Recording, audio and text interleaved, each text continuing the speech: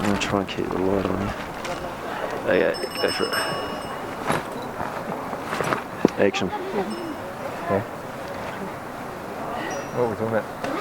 Oh, we're just talking about how to be easier to sort of view all this as Westerners doing stupid things in mountains and being ill prepared and everything, but actually it's not that at all.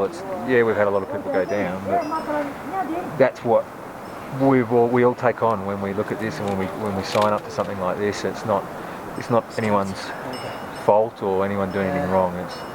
It's the mountains. This is what you face, and it can hit anyone at any time. And I don't know, that's the kind of risk you take. Yeah, you need to have people who do push the limits, otherwise none of us would have gotten where we are, because explorers, pioneers, I'm not saying that we're up in the categories of the real big pioneers or anything, but those are the sorts of people that make change in the world, and therefore I think there is a place in the world for adventurers and people who push their own limits, and yeah, sometimes it goes a bit awry. We are very well prepared though. Ben's got everything under control, our doctor, our race director, it's not his fault. Shit happens basically, I think, it's just half of the course, but Well, and 8 or 9 people out of 30 is a good average, is it? it's not a great average, but then we're not trekking, and no, we're racing. The people who trek up here face the same risks.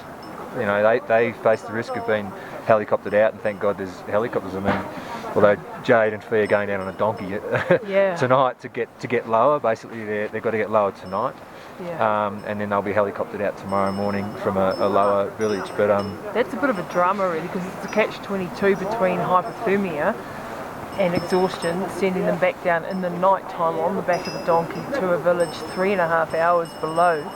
That physically is very demanding as well, and that's a call the doctor has to make, whether risk hypothermia, risk other problems, or risk HAPE or HACE, which are the... It takes priority. And that apparently takes priority because that's deadly. So yeah, they're in for a rough night because they're sick as dogs. In for a rough ride and then a rough night. But again, I mean, I was talking to Jade, and she's just disappointed that she knows she could make it, and watching her go up the mountain the other day up to base camp, she would have made this, and she was really looking forward to the descent as well, and the final day's run, and I think she's just really down about the fact that, and she knows it's the right call, because she knows that to risk staying here or going higher, the drugs that she's just had mask the symptoms, so she feels alright at the moment, and she's compass, and she can talk, and she feels fine. But that's just masking the symptoms of AMS and the further sort of complications that can bring on. So she knows, she accepts the decision of Ben to say she's got to go down, and I'm sure Fee does too, and Mike's going to head down with him. But Mike's pretty upset. I just had a bit of a cuddle with Mike, and he's very distraught at the situation. But that shows comradeship again. He's sacrificed his race to take his mates down, make sure they get home safely.